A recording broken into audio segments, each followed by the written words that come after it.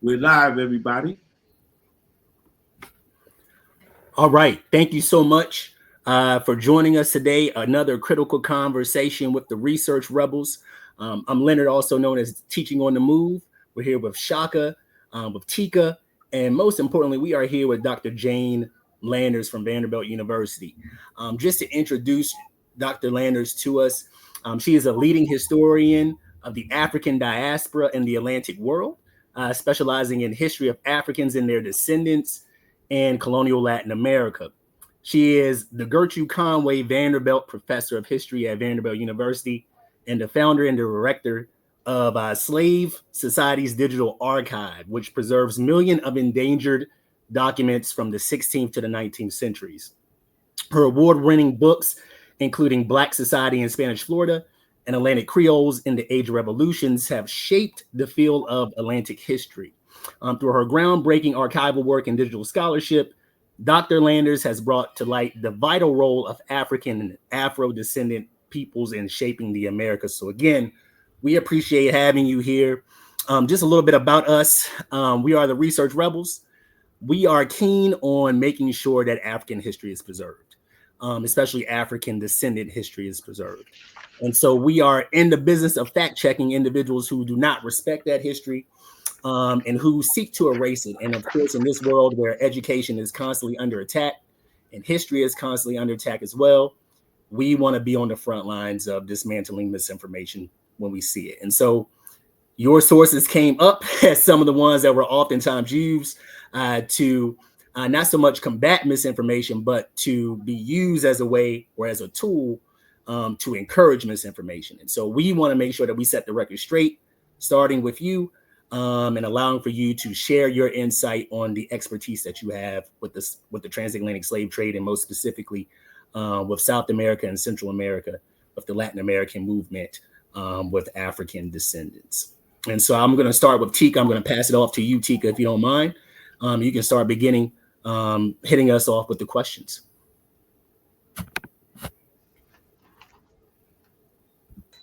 Yes, most definitely. Thank you so much, Dr. Landers, for being with us today. We truly appreciate you, participating and being a part of what we are trying to accomplish, which is just to maintain our history and to ensure that it is not sullied with misinformation. So once again, I do want to thank you for just being a part of this particular discussion today. Um, our first question deals with the. Hold on a second. All right. Sorry. Okay. So, what we want to do, Dr. Landers, is ask you primarily about your work. Your work has helped to uncover a world of African agency and resistance in colonial Latin America. What first drew you to this field, especially at a time when this area was vastly under researched? Oh, thanks, Tika, for your question, and all of you for having me here. Mhm. Well, I think I got into this field basically because I grew up in the Dominican Republic, and it was, the first place Columbus landed, the place for the first major slave rebellion, the first free black republic, all of those things. And, at the University of Florida, where I went to graduate school, they have a wonderful Caribbean collection. And I started finding documents for just graduate classes about runaway slaves from Carolinas coming into Spanish Florida. And I wondered why. And I was also interested and influenced by the wonderful work of Peter Wood, who wrote Black Majority, which just came out on its 50th anniversary again. And so that led me to finding out about individual people who were running into St. Augustine, Florida, and I found out why eventually as I backed it up into the 1680s. They were coming because Spain had a totally different religious and legal system available to people of African descent. They had slavery, but they also had many, many free people of African descent in all their colonies. And so that accidental discovery of the runaways from Carolina ended up moving me from a plan to work on Brazilian history to working on what is the southern tier of our country, from Florida to California, as well as the rest of Latin America and Brazil.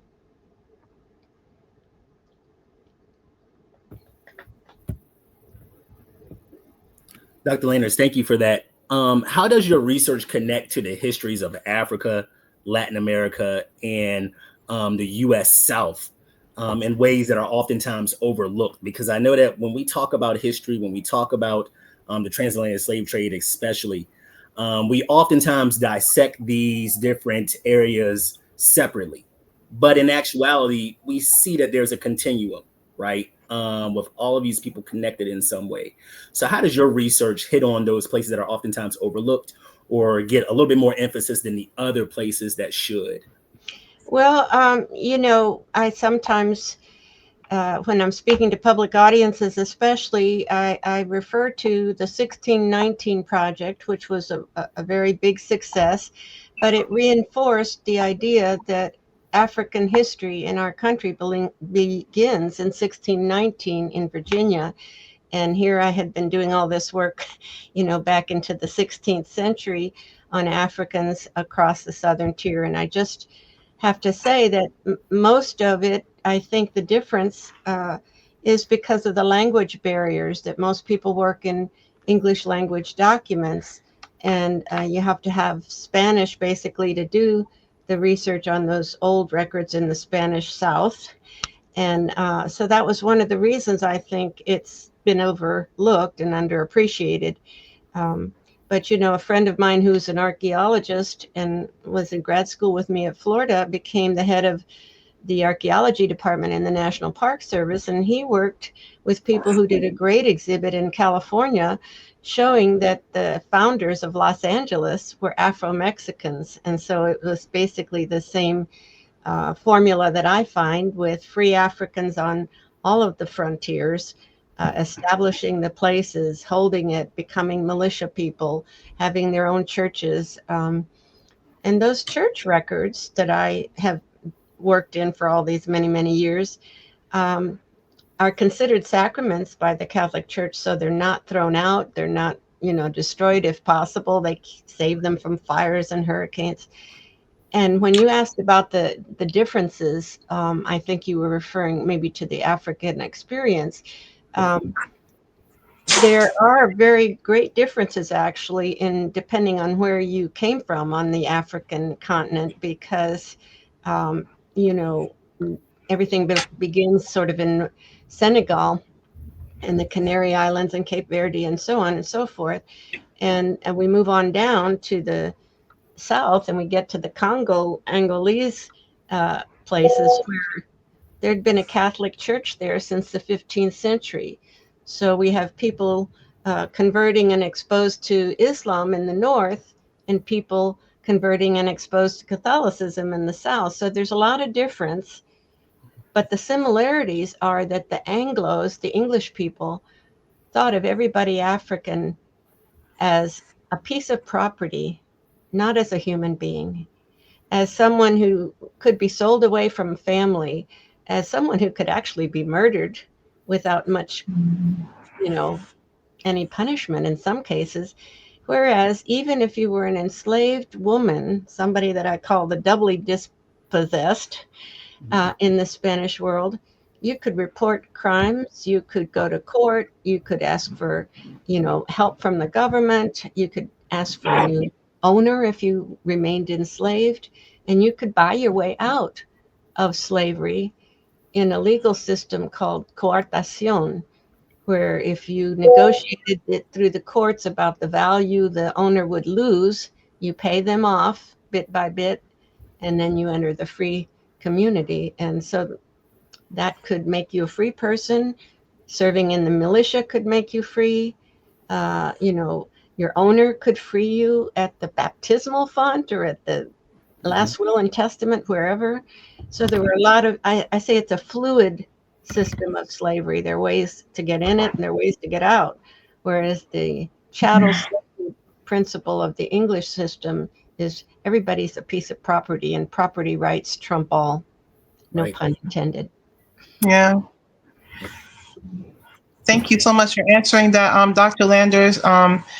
Through your work with Spanish colonial sources, you've uncovered remarkable contributions of African descended explorers, military leaders, and interpreters, such as Juan Garrido, who comes up a lot when we are having these discussions online. So we just wanted to go ahead and ask you, in regards to that, um, who was Juan Garrido? And Um, I did send you an image of him, Tika. So if you all want to show that right now, and then I'll. okay, Yes, I'm for sorry sure. to interrupt you. definitely. Um, yeah. So I think Khalil, if you could bring up the image of Juan Garrido, Okay, well, that would be probably great. you've had a lot of information about him, probably, but he is coming from North Africa through Portugal into Spain, and the whole southern tier of Spain and Portugal is also African, if you will. Mhm, You can see many art images and so on of how a multiracial, multilingual, multi everything, the south of those two parts of the Iberian Peninsula. And as the explorers are coming over after Columbus, people who wanted to, you know, rise or take a chance and get, some kind of fabulous wealth or whatever it might have been, joined those expeditions. And he was one of those. And so mhm, he's moved already from North Africa to Portugal to Spain. Then he comes into Española. He's involved in the wars of conquest there, in Puerto Rico, in Cuba. And in Cuba, he signs up with Hernando Cortez. And, mhm, he'll end up all the way over in Mexico and California, but he had come earlier into Florida in 1513. So he's the first African person we know that there he is who comes into mhm, Florida, but his big adventure was with Cortez, of course, off to the conquest of Mexico. And so even the indigenous artists were, you know, taken by him, and they paint him right next to Cortez in these images, along with Doña Marina, the woman that helps guide Cortez. She's up at the front. A lot of indigenous laborers in the back that they actually brought with them from Cuba to do the heavy labor. mhm, And he makes it all the way through to the conquest of Mexico. And he is a literate man, so he writes to the King of Spain. And in that system that I talked about earlier, which is so different, the king, if he's a good monarch, he's supposed to be, owes all of the people who serve him some sort of reciprocal obligations for their service to him. And so that's why people write these things called méritos y servicios, my merits and services. And he leaves this account of everything he did, all the expeditions he was on, and he asks for a job. And he eventually, we see him, he ends up married and with children, and he's leaving a written record like all the other people of African descent in civil records, military records, religious records. He's not a piece of property. mm. Okay. Just to clarify, Juan Garrido is often, in research, he's West African in descent. Can you speak to, these West African descendants that were brought into the Iberian Peninsula, known as Ladinos? Yes, Ladinos, meaning people who could speak Spanish and had lived in a civil society with the Spaniards and so on. So the young scholars who are doing most of that work, the main providers were from Senegal, and I've taken my teams to Senegal too, looking for people. And um, traders came down from Portugal and Spain and established contacts with the African kings on the coast for trade. Um, and there had earlier been trade across the Sahara through North Africa. And once Portugal gets the right to investigate Africa, because Columbus got the New World supposedly, Portugal is the first in the door of big contacts in West Africa, but Spain's in there too. English people too, even though that's not approved by a crown. They're there trading, and what happens is most of the people that are brought out of Senegal to Cape Verde Islands, the archipelago there, are those that get traded into the Caribbean, and so you do see, as the Europeans advance down the coast, a movement in the types of ethnic groups that get brought in to the Americas. And another famous one that people always write about is Esteban, the Moor, as they call him. And I've researched him as well for the National Park Service. And his town was Azamor, and they now have a neat tile mural of him up in their city to honor him. So he's honored now both in our narratives and in theirs. And what I found out about him was that he was a free man, and in Morocco, Azamor's on the coast, but there was an epidemic and a famine, a very hard one, and everybody was dying in North Africa, and they would go to the docks and willingly sell themselves into slavery if somebody would take them out. And that's how he ends up with Esteban Dorantes, who he was in the expedition with. But again, it was a way in which you might temporarily sell yourself into slavery, but with the hopes of being rewarded for your later service, which he was. Yeah. And it's better than dying of starvation on Morocco. Right. Hey, Dr. Landers, Tika, you mind if I jump in for 1 second? Sure, no problem. Yes, Dr. Landers, just touching on the subject of Esteban the Moor, was it known that he was a converso, or did he practice Islam? No, there's nothing that tells us that. There is nothing that tells us that, and when you find out he comes from the town of Azamor, that might have been where they picked that up. If he had been, which is not impossible, of course, when he's coming from Morocco, he would have been probably, required to convert to Catholicism. And, as you all know, when the Muslims of North Africa sweep into Spain and Portugal, 711, it's an 800-year war over territory there. The Christians push southward, and it's finally in 1492 that they regain their territory. But it doesn't mean the Muslim wars are over, because they run to the mountains of Granada there and fight again.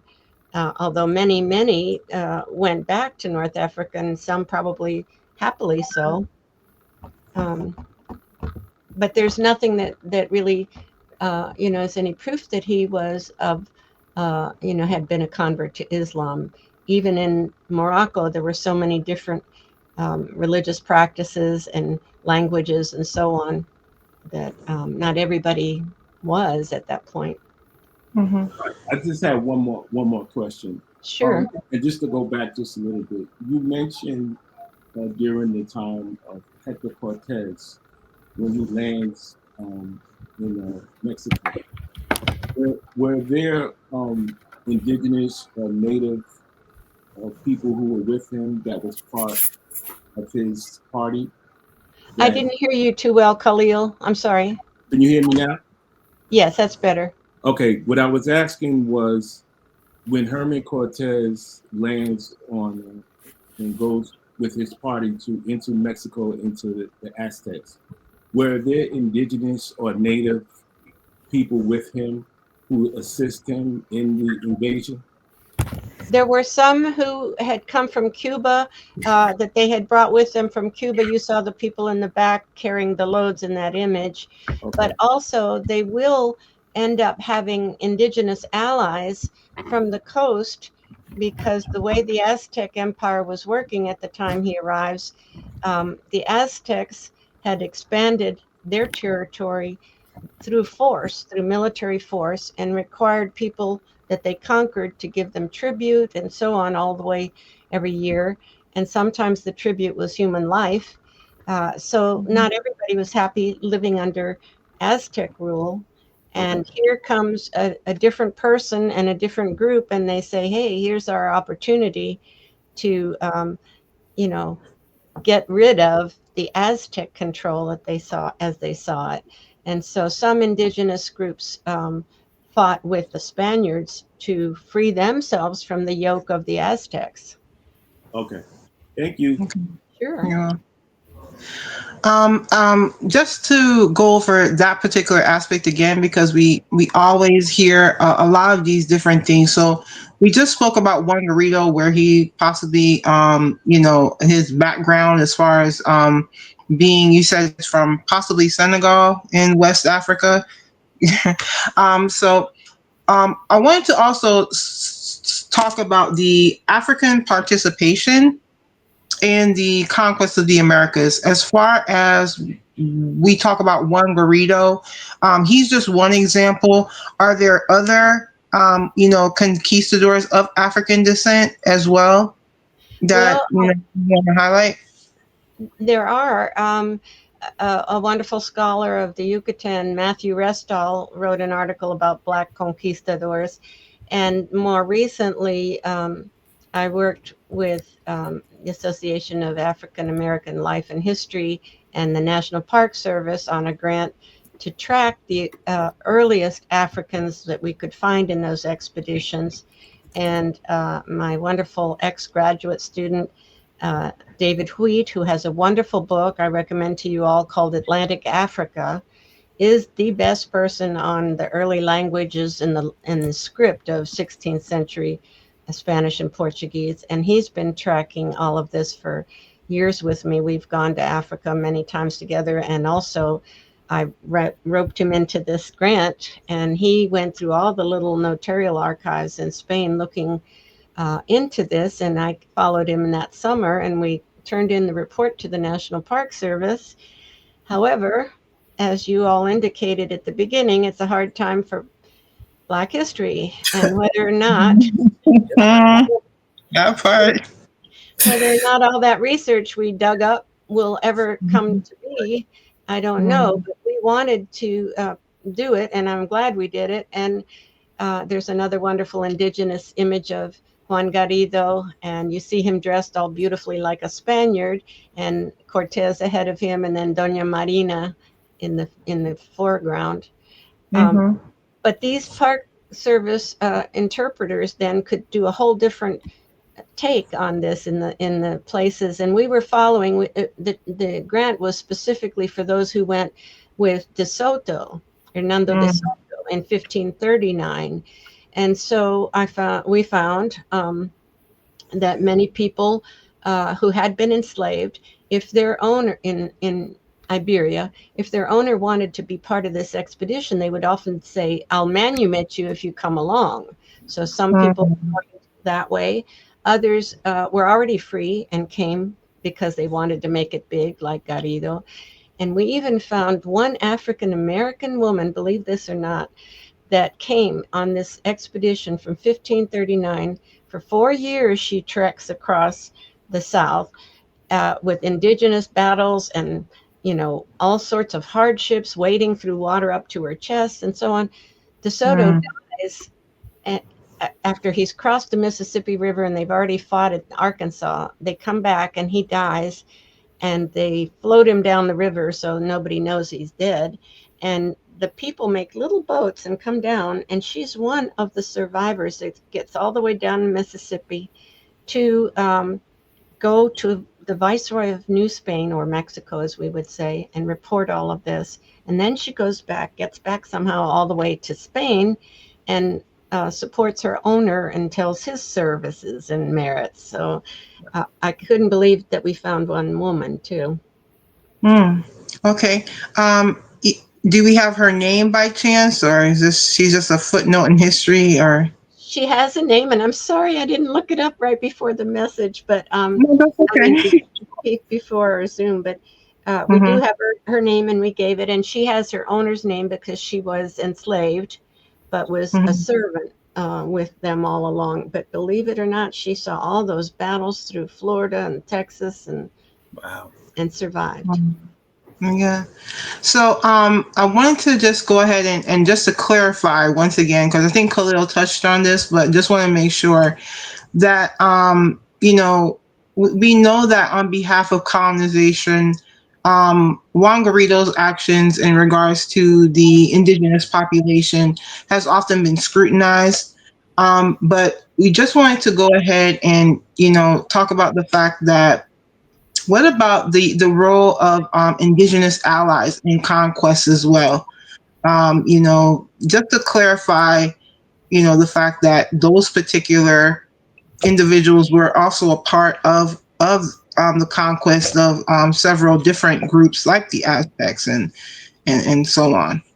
That's right. Indigenous allies to the Spaniards, if they saw they wanted to get out from under the Aztecs, they joined the Spaniards. And the same thing goes on our continent.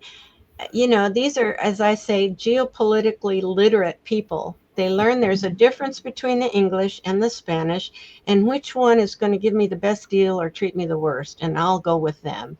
And they're savvy about it, and they figure it out.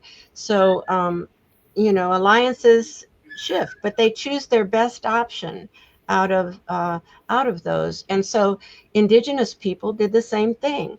When those English people come in, they have no Christian obligation, as Spaniards would see it, to bring them into the fold, to get them converted, to treat them.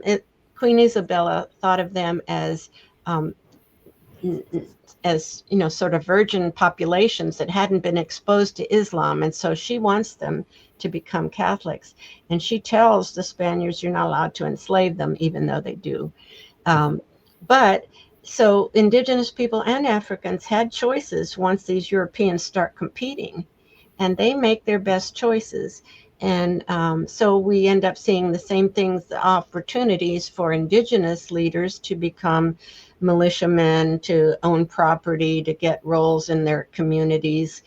And basically, the Spaniards there weren't enough Spaniards to control this huge amount of territory, if you think about from the Philippines to Chile to Florida. So they have to create alliances and depend on people and make them part of the community. And they always had indigenous militias as well as African militias with them. And so, yeah, it's a multicultural place. Okay.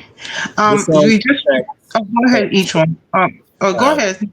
no, you're good. You're good. This I just wanted to say this. It sounded very familiar to what was going on again during the time period of colonization in Africa, right? When we talk about native groups fighting against individuals or other indigenous populations that were much stronger, right? So Eritrea is what I'm thinking about, fighting against Ethiopia, but using the side of the Italians to do so.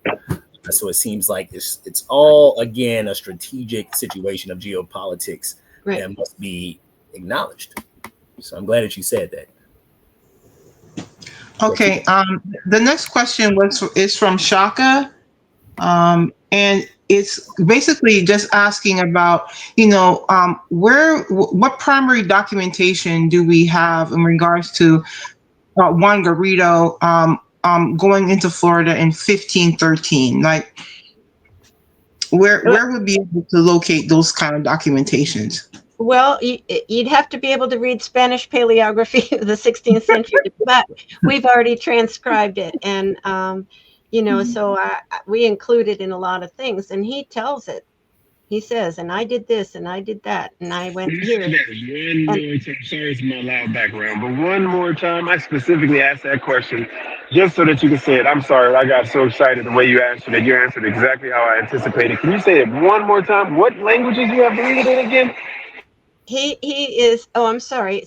Paleography is the handwritten script. And so it varies over time. When I first started going to Spain, I had to take classes in the University of Seville, and they start with how you draw stuff on clay. I mean, that's how far back they go. And then there's Arabic texts, and there's Castilian Spanish texts, and so on. And it moves through time. And also, then you have to learn the abbreviations and all of that sort of thing. But when you get closer, like to the 16th century and 17th century, I can get it. And we have transcribed it all. And he tells about everywhere he went, but he also says things like, and then I buried the dead in Mexico City. That was a good Christian thing to do, when after the devastation. And he says, and I planted the first wheat in New Spain. And that was also something that it doesn't sound important to us, but it was to the Spaniards, because they didn't like eating maize and corn and so on. And they wanted to eat what they were used to, which was wheat, And so he writes about all those sorts of things, and he established a chapel. And this is all in there, as well as, and I went here and I went there. Okay. Well, so he basically spoke for himself. Yes, of course. And that was the way it went. And that's why I meant even women could write, even if they were enslaved. And if they didn't know how to write, and this was a lot of people didn't know how to write,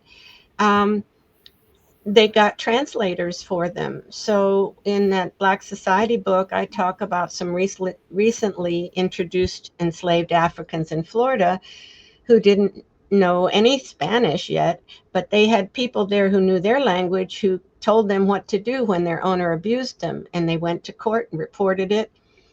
There's a translator that you can find in your own language. If you can't write, you sign with an X. And then there'll be two people that'll be your witnesses that sign. And they usually say, for so-and-so who doesn't know how to write. And then the court system was supposed to read it all back to you and allow you to make any corrections or changes in your testimony. And even children of the age of reason, they said, which is about 12 usually, are allowed to testify in court. Okay, thank you so much. So the next question again is from Shaka. This one is about the Portuguese. Basically, he's asking, are you familiar with the Portuguese and plantation system? If so, can you give some detail as to how it got started and what prompted them to begin a plantation and enslavement of African people? Okay, well, Portugal is a little sliver of a country down the west coast of what we call the Iberian Peninsula.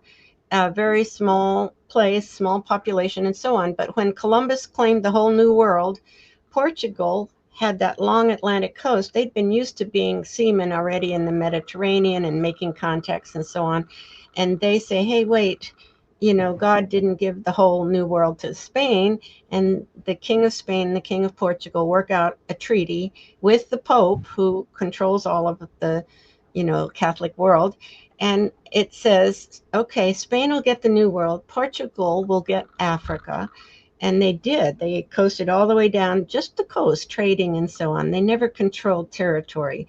But on one of the expeditions, they're really wanting to go to China, to the Orient, which is where they thought all the wealth was after Marco Polo told all his fabulous tales. And that's where they're headed. They're going to go through India and so on.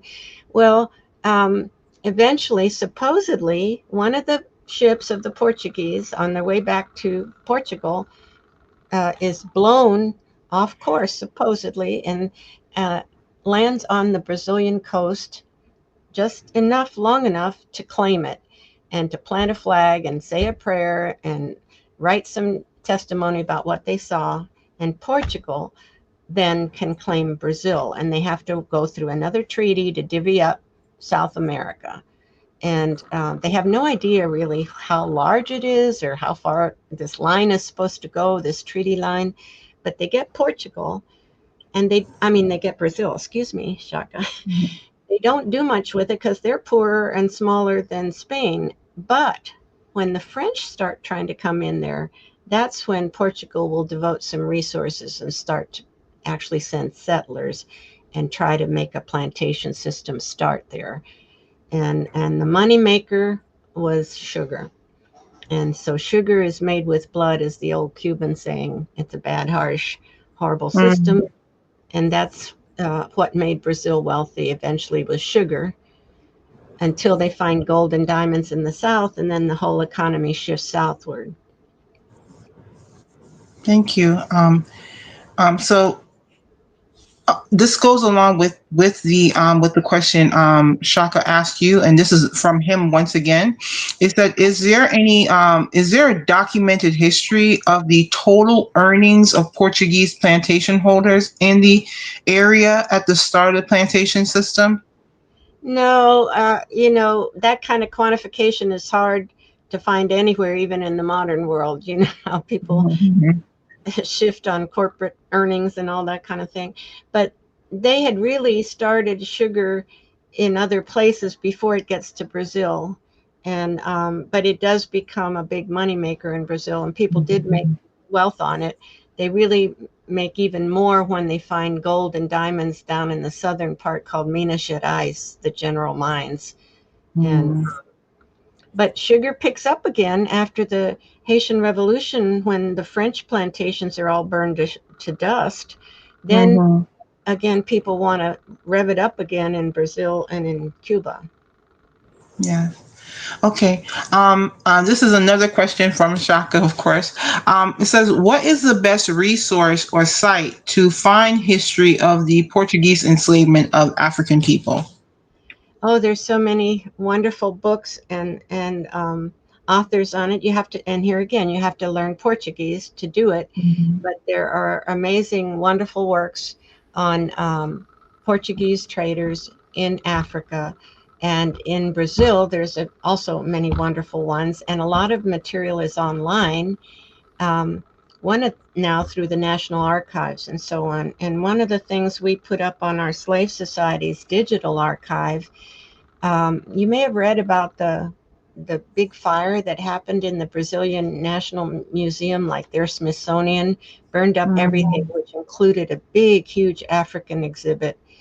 And Mhm. one of my colleagues who works with us in Brazil and Africa had done a big catalog to teach African history to Brazilian kids. It's part of the Constitution. And Mhm. she had it in Portuguese.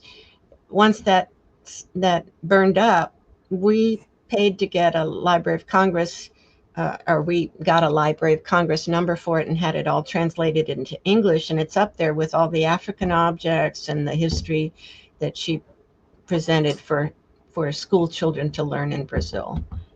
Mhm. It's called Kumbu Kumbu, and it's online on Slave Society's digital archive in the Brazilian section. Okay. So we have our main places that we went and preserved documents were the most African places, right? So Mhm. I started a long time ago in Florida, but the most African places are Brazil and Cuba, and then we've added Colombia a lot. We have small bits from Angola and Benin, and I'm trying to think. Mexico we've added, and so on. So Africans in those places, we have their documents from their baptismal stuff to their property records, as many as we can save. Oh wow. Yeah, thank you so much. I often reference one of the articles is called Old Moldy Church Records Reveal. And it was from the first site that you had before it turned into the Slave Societies one. Oh, thanks. Um yeah. So going right into that, this question is from another member of our research team, Emma.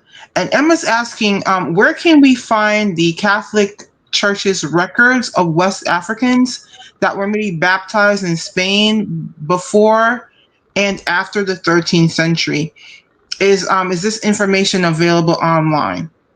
No, it is not. I would love to get to do that sometime, but Spain's records are not as endangered as, say, you know, Española, where we have hurricanes and floods and poverty and so on.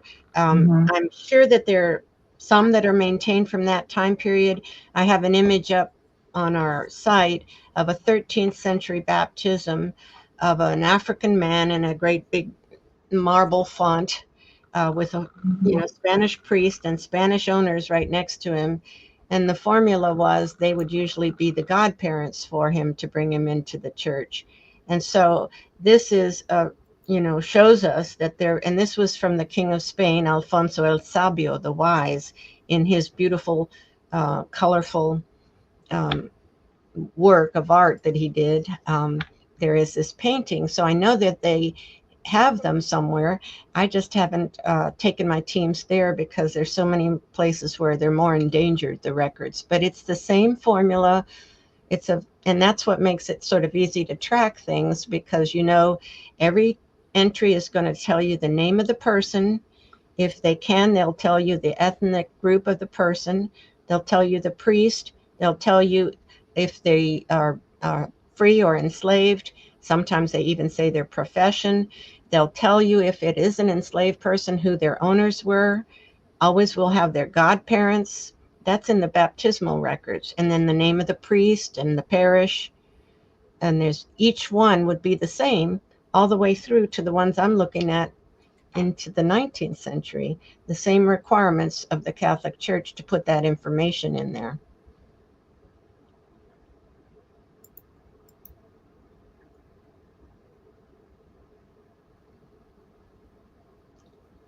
Tika, I'm not hearing you. Tika, you're muted. Oh, I'm sorry. I'm sorry.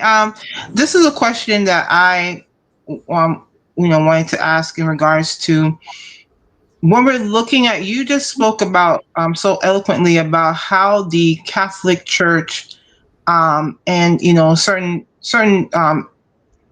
colonizers like the French, like the Spanish, because of the fact that they were Catholic, were able to record a lot of information about people of African descent. And you just spoke about the details into which they did. Now, my question is, when comparing English Protestant and Iberian Catholic forms of slavery, how are the differing religious frameworks? How does that shape the treatment of people of African descent within each system? And Okay. No, go ahead, Tika. I'm sorry. Did you no, have no, no, more? I'm sorry. And I'm sorry, I tend to be long-winded. So, and in what ways did these religious worldviews influence the legal, social, and spiritual conditions of enslavement? How did these conditions or distinctions affect the pathways to manumission or freedom? Um, in regards to people of African descent, just touch on how each colonizer was different in that way. Well, you hit on all the big questions there, Tika, because as I said earlier a little bit, Spain had come off of an 800-year war against Islam and was in a Mhm. religious fervor, if you will. And so I always write that Queen Isabella basically saw their recovery of Christian land as a sign from God that they were on the right path.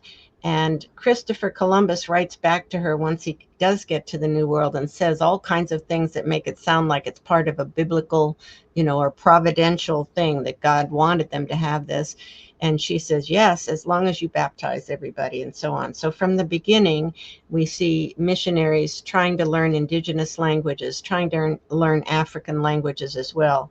And we have some confessionaries and catechisms and so on from Angola, for instance, that were published in Lisbon. So both the Catholic Portuguese and the Catholic Spaniards were trying to do this, and they were keeping records all the time. Once Martin Luther King breaks with the Catholic Church and Protestantism rises, it's a religious war as well as a territorial war all over the world. And so the English become Protestants, the French, some of them become Protestants and call themselves Huguenots. And it was those Protestant French that tried to get Brazil. And so, how much of it was a heartfelt religious thing and how much of it was for profit and territory is hard to say. But by that Catholic belief, these were human beings, even if enslaved.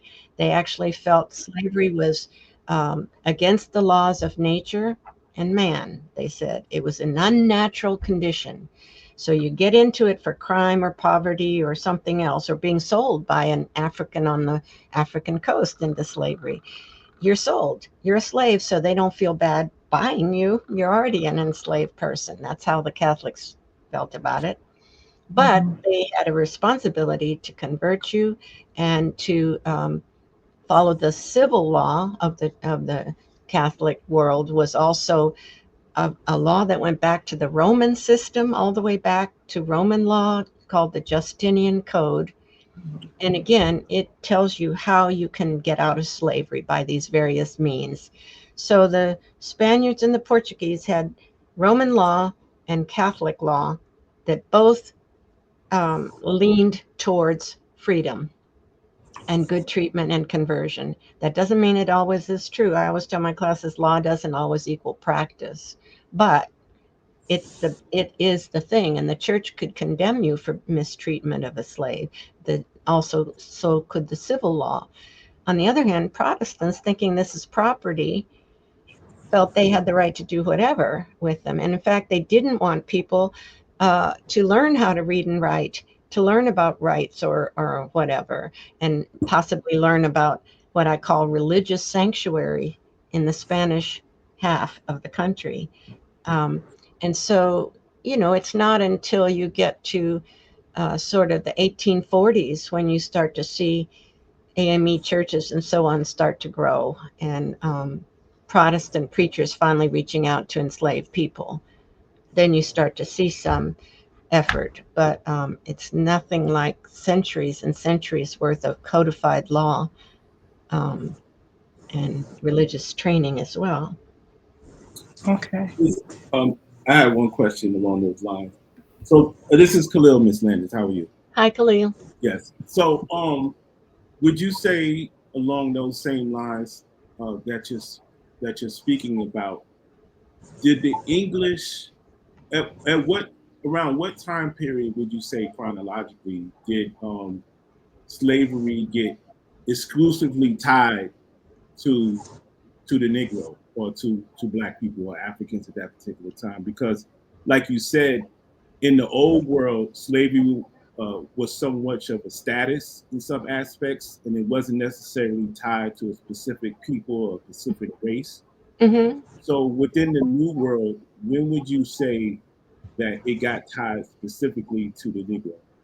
Well, I don't know if you could point out well, you could. You could actually go through the law codes and look at that. And there was a wonderful article by Ira Berlin way back when in the William and Mary Quarterly that looked at the 13 colonies and gave you exactly the years and talked about each law that finally set slavery in place hard and fast, associating it with people of African descent. It hadn't been in the beginning, and some of the earlier um, people that were in the colonies were actually free people of African descent. There were a few. Then there were a lot of indentured Irish to do the heavy, hard work for a long Right. time, too. And I find Irish and Africans running together to St. Augustine because the Irish were Catholics, too.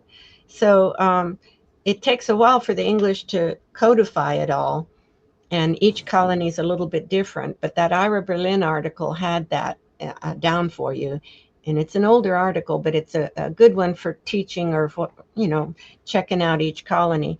And if somebody was in New York, they're not working in plantations; they're working in little farms, or they're Right. working in the city, and so on. It's a different system, and they weren't as fearful or as fanatic about pinning people in a racial condition as you are when you get to, say, South Carolina, and you're starting to plant indigo and rice and other things with a lot of hard labor required. And the population uh, numbers are what makes everybody um, see it differently. If you're a few Africans in an urban New York setting, that's one thing. If you are the dominant population in South Carolina and there's only a few, you know, pink people around, then that's a scary proposition for those planters, and they'll try to be harsh and they'll try to make the law strict and so on and so forth. Yeah, because I think the same thing would apply to the Caribbean and the islands, because the one thing that I've always noticed is that there were two specific systems. You had the gang system, and then you had the tax system. So I would imagine that if you're in the Caribbeans and you have a bunch of Africans that are working in sugar, that you would be a little bit more harsher to try to keep them oppressed. That's I have one last question pertaining to that. Specifically, the Portuguese at one point in time early on, they used the term Negro de Terra, and then they also used the term Negro de Guinea. Um, some people try to say like, that they didn't know the difference. Could you explain why they use that term Negro de Guinea and then Negro de Terra? they're both basically, uh, well, you could say da terra, you could say would be the same if you said in English Creole, somebody born on this side of the water, Okay. whereas the Guinea means born on that side of the water. And Guinea was just a generic term that they use on those old maps and everything for all of West Africa. Yeah. Okay. Um, but it's the same. Basically, you could say it's kind of like what Tika brought up. Ladino would be da terra in Portuguese. That means of the land, born on this side. But my point is they weren't confused about the difference of the two. No, I mean, they knew who was who pretty much. One of the neat things, since Khalil, since you're interested in the Portuguese thing, our records for Brazil, as you'll see if you can look on that Slave Society site. Um, One of the ways people keep their ethnic heritage alive is through the Catholic Church. They were allowed to establish religious brotherhoods, and they would often make them uh, sort of focused on a nation. So you would have the Brotherhood of the Minas or the Brotherhood of the Congos, or and they would be allowed to have their own devotions. They would pick a saint to whom they wanted to be devoted, and they would march out with their processions on those days, and they would. Devote themselves to good works in the community. Cuba, the same thing, all over there were these interesting Black brotherhoods that I've also written about. Right. And I one more question to get. I'm gonna let you go. Can you speak to as far as the fraternities and sororities and kind of touch on the fact that those things existed prior to the Portuguese coming over? That in Lisbon, in Seville, these institutions were already established. That's right. There were. I have some that I found from the 13th century in Spain, and again, you ask the Pope for permission to start this fraternity, and you say, and these are going to be our members. These are going to be our dues. This is going to be the devotion we'll practice. Um, these are the good works we'll do, and then if the Pope approves it, you've got a new Black fraternity, and there are sisters in it too. They're not separate, but they are listed in the membership rolls, and sometimes they will donate property to their own brotherhood if they've gotten wealth of some sort. But they might also devote themselves to hospitals or charities of different sorts. So there were these practices early on in both Spain and Portugal, and they bring them to the New World as well. So Hispaniola is the first colony, and they have them too. Okay. Thank you very much for answering. Sure. Yeah. Okay, so I'm gonna go ahead and quickly touch on we had a lot of questions for you, but I'm gonna touch on something in regards to Maroons, in regards to the different Maroon communities that are in Latin America, and who did these communities consist of? And that was Emma's questions, and in which countries? Well, pretty well. Anywhere you've got a swamp or some woods or some mountains, you can run.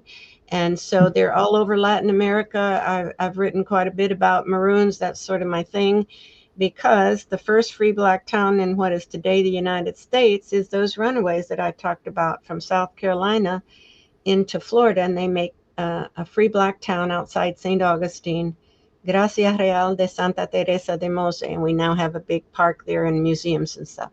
But they had to get through Georgia, and they had to get through those Savannah swamps too. So there are Maroons in Savannah, there are Maroons in Carolina, in all these other places, and all over Latin America as well. So Hispaniola, it's centuries. I'm finishing up a book now called 3 Centuries of uh, Black Resistance, and it's starts, with the first slave revolt, 1521, goes all the way up to the Haitian slave revolt. And Maroons are 2 centuries of that. They're everywhere in the middle of Hispaniola. And Brazil is the most famous for Palmares, the great big huge one, had 10 villages associated with it. Ganga Zumba ran it, then his nephew Zumbi, who's a national hero, a national holiday. But they're everywhere. They're in Venezuela. They're everywhere. Thank you. And of course, in regards to Maroons, those are people who are African descent who run off of plantations, run away from slavery. Sometimes they work in conjunction with the indigenous that were there, who are people of Amerindian descent. Right. Yes, they do. All right, just wanted to clarify that. So what we're gonna do is I'm gonna try and fast track because we're running out of time. Oops, sorry, we're running out of time in regards to the interview, and we really just want to try and get to the most pertinent questions. And so one of them is asked by Emma once again, and I'll just skip to her question. She asks about which Black communities in Latin America still retain their native African languages.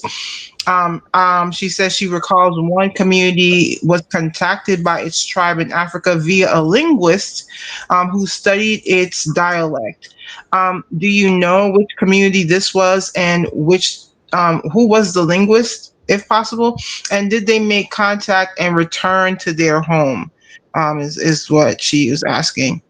Well, in Colombia, outside Cartagena, there's a community that's very famous now and that a linguist has studied. I'm not sure if that's the one she's speaking about, but it's called San Basilio. And they say San Basilio de Palenque. Palenque is the word for runaway community. So that may be the one, San Basilio de Palenque. When I first visited it a long time ago, it was very poor and off the beaten path, and now it's become a major tourist attraction for African American tourists, and so it's lively now. It's all painted up and people are all dressed up, and it's become very popular. And Arnold Schwengler, it's hard to say, was the linguist who studied that one. But also in South Carolina, a wonderful anthropologist from Sierra Leone, Joseph Opala, uh, began working with some of the Gullah Geechee folks, as I have also, and they had retained some of their language and didn't know what it was. But he recognized some of it from Sierra Leone, and there's a little film you can look up on YouTube called "The Language You Cry In," and it was when the folks from the Gullah Geechee coast were taken back to Sierra Leone. The people recognized the song that they Hmm. didn't even know what they were singing. Once again, it's just showing, the continuity of African descended people throughout the diaspora, that there's still those linguistic ties. There's still those, things that maybe we have forgotten, but, through time, we are interconnected with that. I just wanted to go ahead and ask another question in conjunction with that, which is, can you just elaborate on some of the other things like cultural, military or religious continuities that Africans have maintained in the Americas, particularly in Spanish colonies like Hispaniola and Florida? And in what ways have African communities helped to shape the region's development and influence the political and religious institutions of all these early colonial societies? Wow, that's a big one, Tika. That's I'm a sorry. lot. That's several centuries too. I'm sorry. No, that's fine. Mhm. Again, some of the things are linguistic retentions, some of the things are cultural retentions. And so, one of the things I'm really interested in, and some of my grads too, is the environment and how you interpret environment religiously and spiritually. And there's a Mm. wonderful book by Ras Michael Brown about the Gullah Geechee, South Carolina understandings of um, springs and waters and dolphins and so on. And when I go and look at burials up and down the Geechee Coast, sometimes I found one with a dolphin skull on the top. And then I think, oh, that's like when I read about a wonderful article in Brazil called The Great Dolphin Skull Strike, when rowers refused to allow a British scientist to put a dolphin skull in their canoe. So all these sorts of things live on.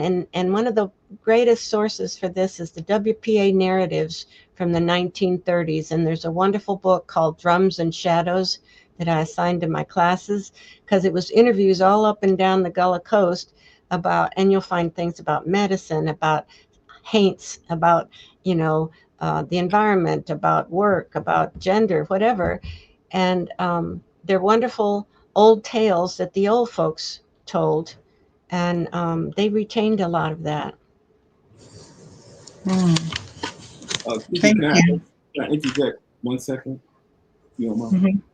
And Zora Yeah. Neale Hurston was the one who recorded them for Florida. So, Yeah. yeah, Zora. Yes. Hmm. So, Miss Landis, just to go back a second about the Maroons, Hmm. um, during that first, I guess the first colony that you would say, would that be 1526? No, in Hispaniola, he claims it in 1492. And the first runaways that I can track are 1503 into the mountains. They become Maroons. Oh And no, I was talking about specifically that first expedition that the Spanish made, that failed colony off the coast of Georgia. okay, that is San Miguel de Gualdape Right.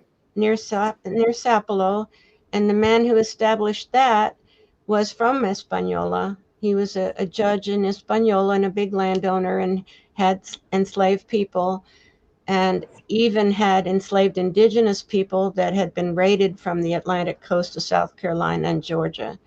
And so he gets a contract from the Spanish king to make a settlement, just like uh, you might do in Mexico. You get a contract. You say, "I promise, I'll make it a Christian place. I'll make it a city. We'll make it wealth for you. We'll provide tribute. I'll convert all those Indians." And he got a contract, and it was a big disaster. There is shipwrecked, and there's epidemics, there's starvation, there's abuse of the indigenous, and there's a revolt, a mutiny, and eventually the first Africans that we know that were brought in to settle in a colony were there, and they go off to live among the indigenous people, and we lose track of them. Yeah, that's what I was going to ask you. Is there any documentation as far as what happened to those No, Africans? no. My theory is they just blend into the indigenous. Okay. Okay. But Thank you. there were no names in that document, in those early documents, because his colony failed almost immediately. Okay. Thank you very much. You're welcome. Okay. And all right. So, and by blending in with the indigenous, you mean that they went ahead and joined with the indigenous people that were there. That's Um, that's my mhm. guess. We have no proof of that. Although one of the archaeologists from the University of Florida, when I was still in grad school, told me that they had discovered at least one African burial along the coast. Mm, But when I've tried to track that, I haven't been able to find that report. okay. I just wanted to. We were trying to get to some questions from TikTok. So I'm gonna go ahead and trying to make sure that we finish up. So I'm gonna ask you just a few more questions if you will. Um, One of them is here, in regards to the fact that you've been instrumental in creating the Slave Society's digital archive. How do you envision this archive expanding access and transforming future research in the African diaspora studies? Well, that's my goal. These are endangered records. I've had a lot of wonderful support from different funding agencies and that have allowed me to do this. And the model is I take my grad students and former grads, and we train the local communities how to digitize for themselves. Students get stipends while they're working. We organize the inventories of the place. We digitize everything. We give them copies of everything, and we get permission. I have to work through contracts and everything to get permission to put it up free for everybody else to use.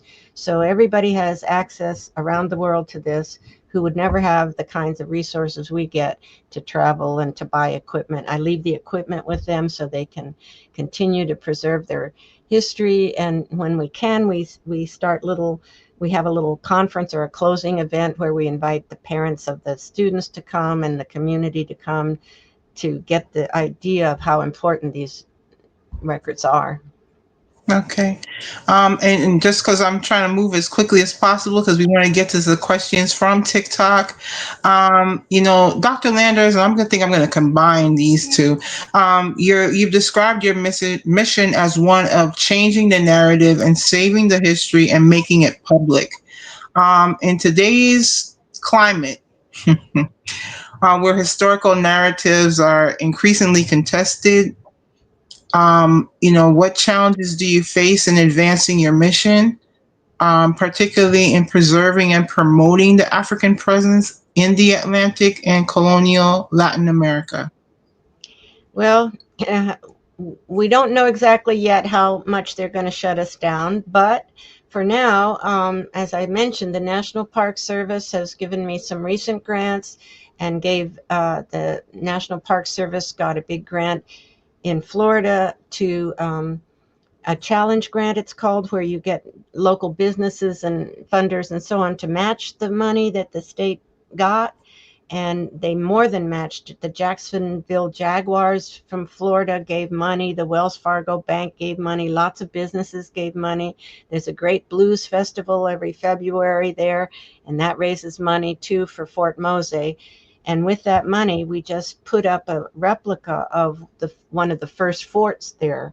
So there's a museum, there's educational materials we preserved and created so that fourth grade teachers can teach that history. Whether or not that will continue, I don't know, but we provided it, and it's been going all this time. And we have updated the Mose catalog of all the archaeological and imagery that we found. And that'll be published in September, they tell us now, from the University of Florida Press. And it's called Fort Mose, Black Fortress of Freedom. Okay, thank you. And this is a final question from our group. Um, how would you like for your work to be remembered by future generations of historians, students, and members of the African diaspora? Um, what is the future of colonial Latin America and African diaspora studies in your view? And what role do you hope your scholarship continues to play in shaping that future? Well, I just hope people carry it on. I have wonderful graduate students, a whole generations of them, and they help me do this preservation work. Then they go off and write their own wonderful research. They're training their own students. So one of our former grad students, David Lefevre at the University of Texas, Arlington, has been the photographer and the training all of our project people all over. He's an expert in Cuba as well. And as I mentioned, David Wheat on Atlantic Africa. My recent grad student, Justin Jones, is from Florida, African-American, brilliant scholar who just finished his exams. I took him to Columbia and he learned some of this work with us too. So generations, I hope, will continue to train new people to keep up the work and push it forward. Okay, well, Dr. Landers, I thank you so much for being here. Now we're going to switch to questions from the actual audience, on TikTok. So we want to make sure that everybody gets to ask questions that are watching from the chat. So if anyone wants to start with that, I don't know if Shaka wants to um, do those particular questions, or if anyone else wants to ask that from the chat. Yeah, Shaka, go for it. Yeah, I could do it, but real quick before you go, just to give me a little time switch over to my device one more time. Just let's go over the uh, the fact that we cannot depend on just American English sources for the Portuguese and Spaniard for the records that they have that shows the start of this system of enslavement. Can you go over just one more time the sources you have to get them from and the languages that you have to get them in? Well, the main languages that we're working in are Spanish and Portuguese, but the whole half of our country was kept in Spanish. And then there's huge Brazil, but you could go to Angola and you could go to other parts, Mozambique and other parts of uh, the Atlantic world and then the Indian world as well to find Portuguese records. Golden Goa from India had Portuguese Catholic churches, same kind of records in all those places. So if you have Portuguese or you have Spanish, you can do a lot of these. And then, now with AI and all the translations that are being made possible, even if you don't have them, one of my former grad students, Dr. Daniel Jenkins, is a computer whiz, and he's been training the computer to translate these into English for us, or into typed Spanish and Portuguese, and then we'll go to English from the written. And sooner or later, that's all going to be possible. But we used to have the languages to be able to get it and to let people know that it's not the same system all over the world. Yeah, Dr. Landis, just a short. I saw that and I thought it was interesting because the AI, he was training it to actually read the Portuguese cursive, and that's amazing because now you're able to actually read the script rather than the phonics or the translation. Yeah, That's the script is hard, and then the abbreviations, you have to learn the whole system and the sort of their formulas for recording and asking things. So computers can get it pretty well, but I think you still have to have some, cultural background and language probably. okay. And I got this one more last question. As far as Ponce de Leon, when he goes into Florida, uh, is that 1513? Juan Garrido into Florida is 1513. Okay, so Juan Garrido was with him when he went into With to. Ponce de Leon, yes. Okay, were there any auxiliary Africans with him? Is There that, probably were. There probably were. but they didn't settle there. That was just No, auxiliary. that was exploratory. And then they go back, and Ponce de Leon tries again and actually gets shot by an indigenous poisoned arrow and dies. So Garrido finds another sponsor, patron that he joins up with, and that's going to be Hernando Cortez. Right, because the reason why I asked that is again, like you stated in the beginning, as far as the 1619 project, it seems like a whole century before. You know what I'm saying? There's Africans and explorers Oh, and yeah. I conquistadors. did a TED talk where that was the title, The Okay, Missing Century of Black History. okay, thank you. Yeah. Yeah. And I know that is the goal and that is the mission of your work, Dr. Landers, is to highlight this specific time period where we go before 1619. We start at the very beginning. We start at the Treaty of Tordesillas. Right. And that's where I really hope that people start beginning the discussion about African presence in in the Americas, coming from that particular time point, because like you stated in the beginning, Spain and Portugal, they are the first people or colonizers from Europe in this particular region, due to that treaty and due to that line of demarcation. With that being said, we're going to go now to some questions that viewers on TikTok are asking. The first question is from Conrad Jenkins. Say if we could ask you about how the Dutch/Portuguese war impacted the Portuguese sugar trade. Well, when the Dutch come into Brazil, they not only get northeastern Brazil, they also will at the same time take Angola. And so all of a sudden, they've got the whole network. They've got slave trade that they can introduce into Brazil. And they think they're going to do it up right, that the Portuguese have been sloppy and lazy, you know, the prejudices about people, and that the Dutch are going to make these nice, clean, more efficient plantations and so on and so forth. And so there's a whole wonderful group of paintings, if you ever want to see them, by Frederick Post, P-O-S-T, and he does nice plantation systems. Everything looks peaceful and quiet and so on. And that Dutch period did just happen in the Northeast. And then actually there are Brazilians who end up fighting against them, and also Brazilians of African descent who even go to Angola as well. Okay. We have another question from the audience. This is from Lucky Charms 64. Are there records for the Portuguese and or Spanish, I guess, in South Carolina?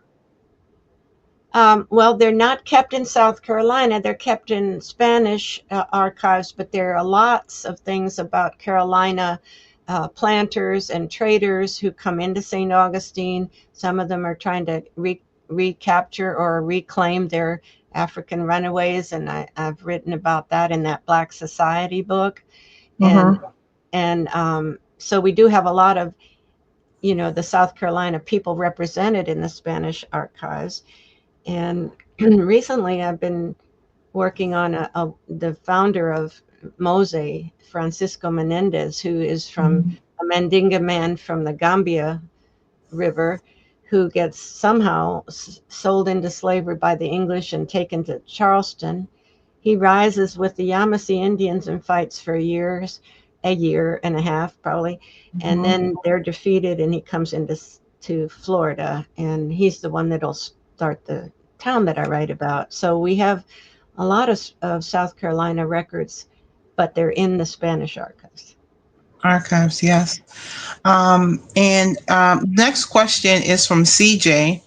How much did England's partnership with the Ottomans help propel them past the Spanish?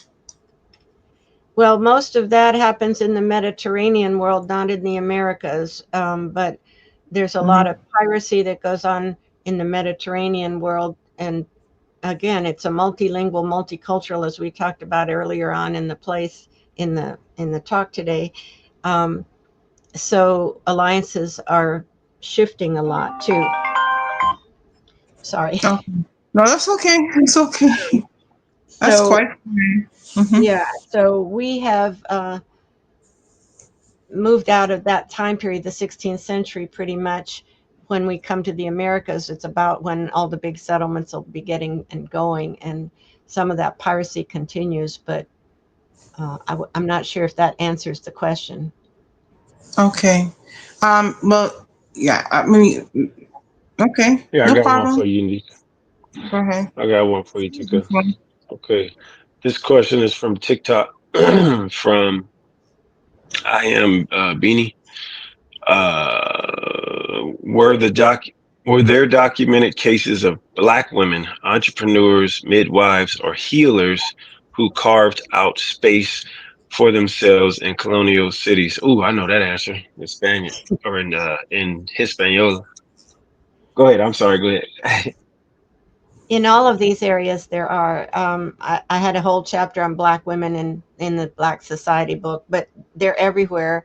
I also did a chapter called Founding Mothers, as a pun, about the women who were very important in starting Fernandina on the Amelia Island and off the coast of Florida. And then I wrote about another one who's a vice queen of a runaway slave community in Colombia called Juana. And so there's a lot of women that we can find taking on roles like that, and entrepreneurs who end up having small businesses or running big plantations even. And one of the most interesting, I think you might like, is by a wonderful friend. Dan Schaefer writes about Anna Kingsley, who is the wife of Zephaniah Kingsley, big, huge Quaker planter from South Carolina who ends up in Florida, and she runs the whole plantation. They move it eventually to Saint Domingue, and it's a wonderful book. And we tracked her all the way to Senegal, to Yang Yang, where her town was. Mm, okay. So I, and I also want to thank you once again for your time. I know that your time is we've had you here for a minute going over these questions with you. In regards to, and did anyone have any other questions from TikTok, you guys? No, but I think Yeah, there we. were a couple more, and oh, it wasn't. I thought I saw another one. Mhm. Did No, I you see think any we got more them. teaching?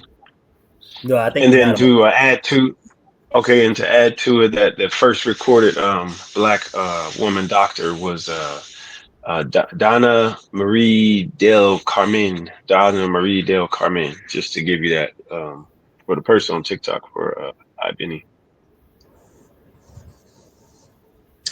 Okay, another question came in just now. They talked about, they're asking about what role did Black children play in maintaining or disrupting cultural memory, um, especially through play, language, or song. Well, that's a great question.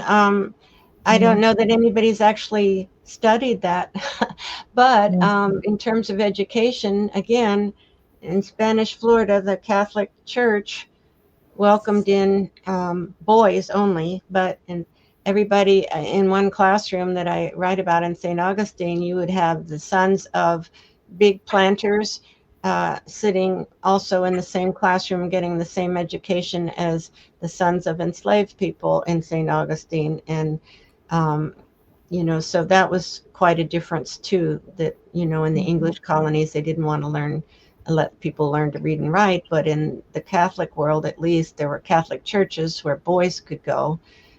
Girls sometimes got educated in their own families' libraries. Some of the planters had great libraries, and sometimes they'd hire tutors. So another one of my former grads, Abraham Liddell, African American scholar now at the Dominican Institute in New York. He tracks 16th century African woman from Cape Verde Island and her brother, and they were educated in Portugal, children of a big Portuguese planter, and the son ends up running all the plantations in Cape Verde, and Abraham has tracked him. So education was not something that couldn't be achieved. It's not for everybody. If you're off in the middle of a cane field, you're not going to get it. But if you're in an urban setting, you can. Well, thank you so much, Dr. Landers, for coming in today, for speaking with us. We truly appreciate you contributing to our ongoing project. Keep up the Um, work. Yes, thank you so much, and we are grateful for your presence here today. Also, I just want to say how much of an inspiration you are to many of us here who are doing research, it's particularly in this particular field. Your name is always present in most of the scholarly journals, articles, books, things that we are looking, in regards to resources. So thank you so much for dedicating your life to preserving this history and for archiving it and working so diligently to do so. Well, thank you, Um, Tika. you're welcome, ma'am. And did anyone else have anything to say before Dr. Landers, leaves today? I just want to tell you thank you from one Vanderbilt person to another. We appreciate you. Thank you. Thanks, Leonard. All Thank you right. all. Well, I love that you're doing this work, and I'm glad you invited me, and thank you for having me. You're welcome. All right. Take care. I too just wanted to say thank you for being thorough, and that was I'm the one that like to ask those questions that usually end up being a dagger to the misinformation. And I know that you haven't and should not be privy to the what we see on these social media platforms as far as misinformation is concerned when it comes to Black and African history. But the for you to answer those questions, those two questions, and give the detail and where you can find it, meaning the Portuguese and Spanish sources and where the sources are in reference to the information is something that's powerful. And I'm gonna make sure that I know Khalil's gonna do it. He's gonna clip out that part because it is really powerful to hear that for these people that um, decide to be either lazy or willfully obtuse. You have to find those sources. So thank you so much for saying it because it needed to be said. So we can go. You're an expert, like we can look your stuff up and people can see it.